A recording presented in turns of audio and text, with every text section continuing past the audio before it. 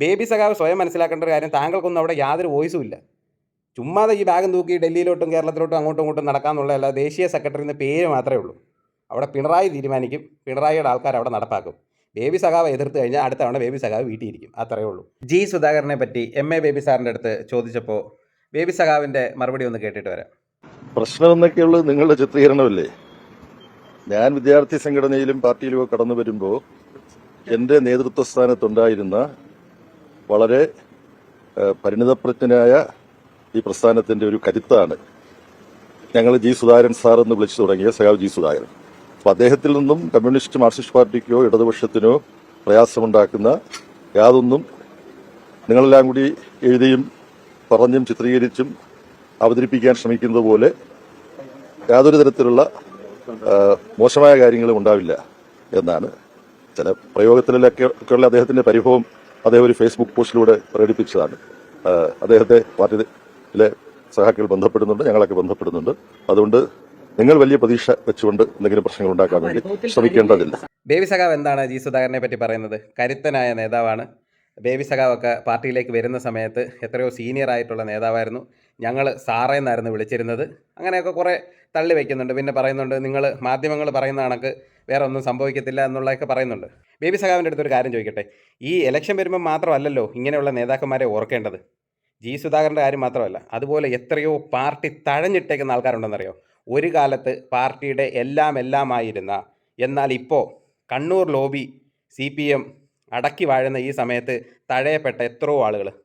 കണ്ണൂർ ലോബിയുടെ, അതായത് പിണറായി വിജയൻ്റെയും അവരുടെ കൂട്ടാളികളുടെയും താളത്തിനൊത്ത് തുള്ളുന്നവരല്ലാതെ കേരളത്തിൽ CPMൻ്റെ നേതൃത്വത്തിൽ ആരെങ്കിലും ഉണ്ടോ? അങ്ങനെ നേതൃത്വത്തിൽ ആരെന്നെങ്കിലും ഉണ്ടെന്നുണ്ടെങ്കിലും, മറ്റ് സ്ഥലങ്ങളിൽ നിന്ന് ആരെങ്കിലും ഉണ്ടെന്നുണ്ടെങ്കിലും അവർ ഈ പറയുന്ന കണ്ണൂർ ലോബിയുടെ താളത്തിനൊത്ത് തുള്ളുന്നവരായിരിക്കും. അല്ലാത്തവരാരും ആ പാർട്ടിയിൽ ഇപ്പോൾ ഇന്നില്ല, നിലവിലില്ല. ഇവരുടെ പാർട്ടി അടിമകളായിട്ടുള്ള കുറേ ന്യായീകരണ തൊഴിലാളികൾ മാത്രമേ ആ പാർട്ടിയിൽ ഇപ്പോൾ ഉള്ളൂ. അപ്പോൾ ജി സുധാകരൻ, താങ്കൾ തന്നെ പറയുന്നു ജി സുധാകരൻ കരുത്തനായിട്ടുള്ളൊരു നേതാവാണ് എന്നുള്ളത്.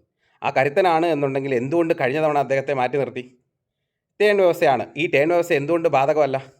ഈ ടേൺ വ്യവസ്ഥ ജി സുധാകരനെ പോലുള്ളവർക്ക് മാത്രം എന്താണ് ബാധകം? അതൊന്ന് പറഞ്ഞു തന്നാൽ കൊള്ളാം.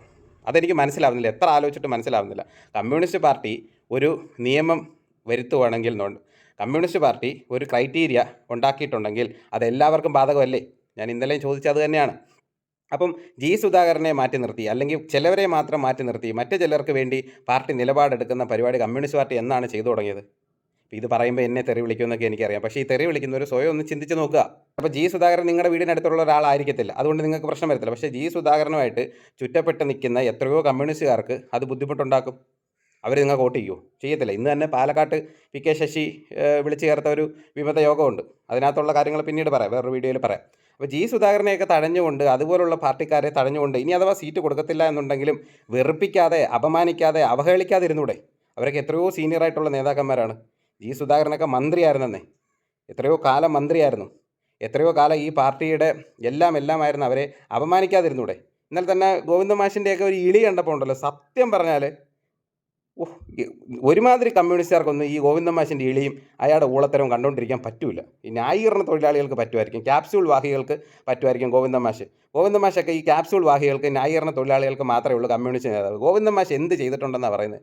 ചുമ്മാതിരുന്ന് വിടുവായത്തരം വിളിച്ച് പറഞ്ഞ് ഇളിച്ചുകൊണ്ടിരിക്കുന്നുണ്ട് എന്നുള്ളതല്ലാതെ ഗോവിന്ദ മാഷ് പാർട്ടി സെക്രട്ടറി ആയിട്ട് വന്നതിന് ശേഷം എന്തുണ്ടാക്കിയിട്ടുണ്ട്? ഇവിടെ ഒന്നും ചെയ്തിട്ടില്ല. കുറേ പേരെ വെറുപ്പിച്ച് വിട്ടു എന്നുള്ളതല്ലാതെ ഗോവിന്ദ മാഷ് പാർട്ടി സെക്രട്ടറി ആയിട്ട് വന്നതിന് ശേഷം വൃത്തിക്ക് നടപ്പാക്കിയ, പാളിപ്പോവാതെ നടപ്പാക്കിയ എന്തെങ്കിലും ഒരു പാർട്ടി പരിപാടി ഒന്ന് പറയാൻ പറ്റുമോ? 3 ജാഥ നടത്തി, എന്തായിപ്പോയി? ഫ്ലെക്സ് വെച്ചും ആൾക്കാരെ വിളിച്ചു കൂട്ടിയും നശിപ്പിച്ച് കളഞ്ഞ പൈസ നഷ്ടമെന്നുള്ളതല്ലാതെ ഈ 3 ജാഥ നടത്തിയിട്ട് എന്ത് പ്രയോജനം ഉണ്ടായി? ഒരു പ്രയോജനം ഉണ്ടായില്ല. ഇതൊക്കെ ആരുടെ ബുദ്ധിയാണ്? ആരുടെ ബുദ്ധി? ജി സുധാകരനെ പോലെയുള്ള നേതാക്കന്മാരെ മാറ്റി നിർത്തിയിട്ട് കമ്മ്യൂണിസ്റ്റ് പാർട്ടി എങ്ങോട്ട് പോവുകയാണ്? ആരെയാണ് സംരക്ഷിക്കാൻ നോക്കുന്നത്? കുറേ കുടുംബ രാഷ്ട്രീയക്കാരെയും കുറേ കണ്ണൂർ ലോബിയും സംരക്ഷിക്കാൻ വേണ്ടി. ബേബി സഖാവ് സ്വയം മനസ്സിലാക്കേണ്ട ഒരു കാര്യം, താങ്കൾക്കൊന്നും അവിടെ യാതൊരു വോയിസും ഇല്ല. ചുമ്മാതെ ഈ ബാഗും തൂക്കി ഡൽഹിയിലോട്ടും കേരളത്തിലോട്ടും അങ്ങോട്ടും ഇങ്ങോട്ടും നടക്കാമെന്നുള്ളതല്ല. ദേശീയ സെക്രട്ടറി എന്ന പേര് മാത്രമേ ഉള്ളൂ. അവിടെ പിണറായി തീരുമാനിക്കും, പിണറായിയുടെ ആൾക്കാർ അവിടെ നടപ്പാക്കും. ബേബി സഖാവ് എതിർത്ത് കഴിഞ്ഞാൽ അടുത്ത തവണ ബേബി സഖാവ് വീട്ടിയിരിക്കും. അത്രയേ ഉള്ളൂ. ബേബി സഖാവിനും പിണറായി വിജയനെയും കണ്ണൂർ ലോബിയെയും ന്യായീകരിച്ച് സപ്പോർട്ട് ചെയ്ത് പോകാമെങ്കിൽ പോകാമെന്നുള്ളതേ ഉള്ളൂ. അല്ലാതെ അവിടെ യാതൊരു അഭിപ്രായ സ്വാതന്ത്ര്യവും ഇല്ല.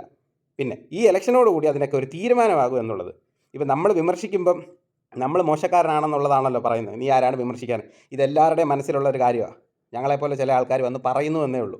എല്ലാവരും പറയാൻ ആഗ്രഹിക്കുന്ന കാര്യമാണ്. നിങ്ങൾ എങ്ങോട്ടാണ് നിങ്ങളുടെ പോക്ക്? കേരളത്തിലെ കമ്മ്യൂണിസ്റ്റ് പാർട്ടി CPIMൻ്റെ പോക്ക് എങ്ങോട്ടാണ്?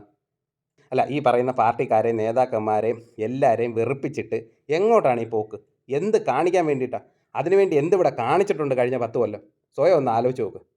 മുൻകാലങ്ങളിൽ ഇരുന്ന കമ്മ്യൂണിസ്റ്റ് മുഖ്യമന്ത്രിമാരെ ഒന്ന് നോക്ക്. ഒരുപാട് കാലമൊന്നും മുമ്പോട്ട് പോയില്ലെന്നുണ്ടെങ്കിലും അച്യുതാനന്ദനെ EK നായനാരെയെങ്കിലും ഒന്ന് നോക്ക്. എന്നിട്ട് സ്വയം ചിന്തിച്ച് നോക്ക്. ഈ പാർട്ടി അടിമകൾ സ്വയം ഒന്ന് ചിന്തിച്ച് നോക്ക്. അന്നത്തെ കമ്മ്യൂണിസ്റ്റ് പാർട്ടിയുടെ വാലി കെട്ടാൻ പറ്റുമോ എന്നുള്ളതൊന്ന് ചിന്തിച്ച് നോക്ക്. EK നായനാർ ഭരിച്ചുകൊണ്ടിരുന്ന കാലത്ത്, അച്യുതാനന്ദൻ ഭരിച്ചുകൊണ്ടിരുന്ന കാലത്ത് ഉള്ള കമ്മ്യൂണിസ്റ്റ് പാർട്ടിയുടെ വാലി കെട്ടാൻ ഇപ്പോഴത്തെ CPIMന് പറ്റുമോ എന്നുള്ളതൊന്ന് ചിന്തിച്ച് നോക്ക്.